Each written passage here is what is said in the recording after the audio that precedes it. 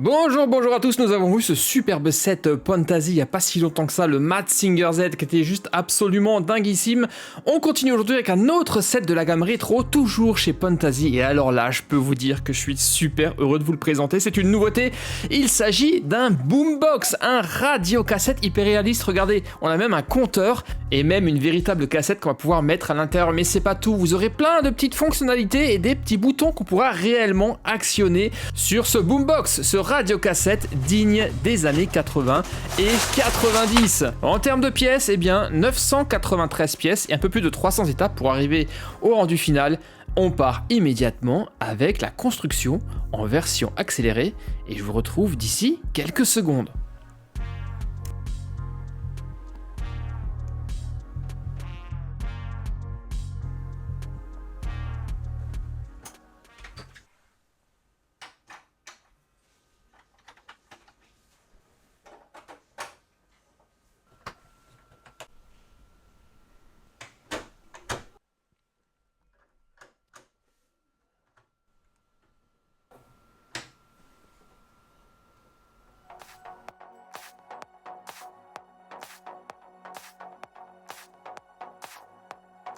Waouh les amis, mais visez-moi ce résultat final, le rendu est pas tout simplement topissime.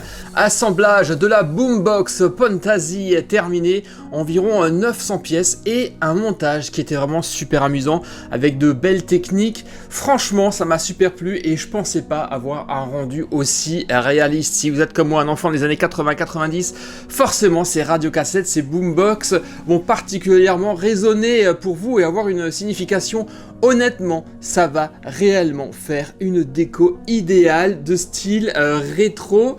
Dans mon bureau, il est franchement topissime et vous avez plein de petits mécanismes et plein de petits boutons qui ajoutent au réalisme de ce radiocassette. Et on va justement faire le tour du propriétaire pour vous montrer toutes les fonctionnalités, toutes les petites astuces de ce boombox Pantasy de la gamme rétro.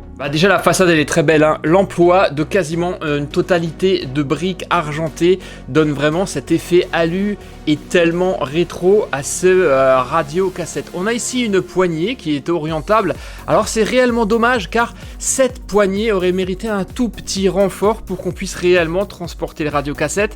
Faut dire qu'ici en son centre c'est un tout petit peu fragile et ça casse assez facilement. J'aurais peut-être ajouté une seconde couche de renfort pour que ça soit un peu plus solide, mais ce n'est pas grave. Sur le côté, on a les petits connecteurs optionnels, tout comme à l'arrière. On a même la petite plaque signalétique du radiocassette et vous venez de le voir, nous avons ici un véritable logement à piles et avec de vraies piles à l'intérieur. Des piles que vous allez pouvoir sortir très facilement et faire vraiment mine de les remettre et de les recharger. Ça m'a réellement beaucoup plu. Vous allez également retrouver une antenne télescopique là qui ne l'est pas, mais vous allez pouvoir l'orienter et la ranger comme ceci à l'arrière, comme on le faisait à l'époque, antenne qui servait à capter la radio FM. Alors sur le dessus, nous avons pas mal de petites commandes qui sont réellement extrêmement chouettes aussi. Regardez ça, est-ce que c'est pas trop classe? Et ces interrupteurs, vous allez vraiment pouvoir les manipuler. Toutes les illustrations sont bien entendu tampographiées comme à chaque fois. Donc on a ici le gros interrupteur on-off. Nous avons le potard de volume qu'on peut tourner, la balance également. Tape Select, là c'est le type de cassette que vous allez mettre dedans. Là aussi on peut choisir de basculer d'un point à l'autre. Un mode fonction, on ne sait pas trop à quoi il sert celui-ci. Ensuite un bouton mode où vous allez pouvoir passer, je pense, du mode cassette au mode radio. Et enfin le dernier bouton c'est le Band Select où vous allez pouvoir choisir le type de fréquence de votre radio.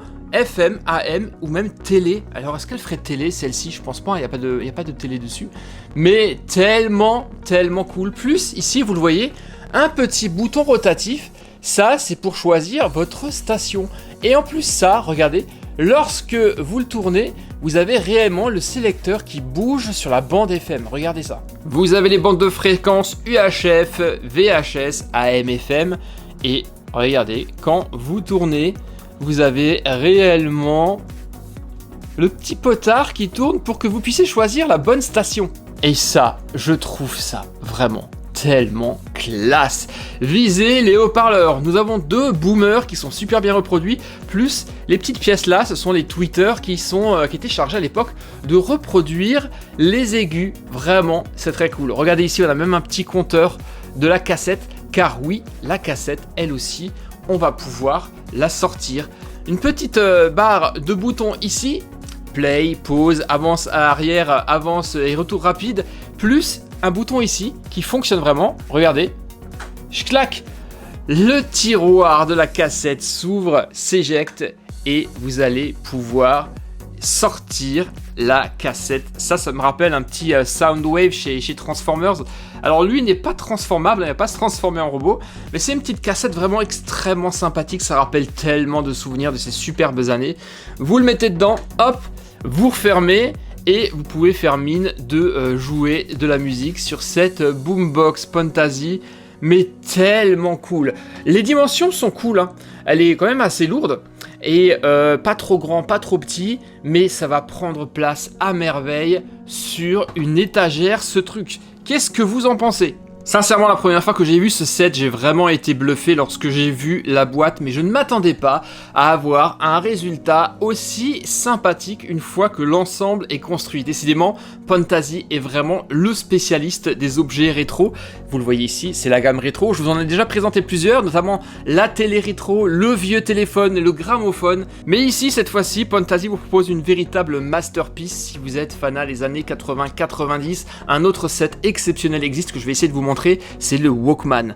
Là aussi, ils ont fait extrêmement fort. Voilà la petite boombox tellement emblématique de ces années 80-90. 993 pièces, un pur plaisir à assembler et plein de petites fonctions à manipuler. C'est bien entendu totalement validé, c'est juste une dinguerie ce truc. Ça coûte environ 70 €, vous le trouvez sur Amazon, je vous mettrai le lien naturellement juste là sous la vidéo.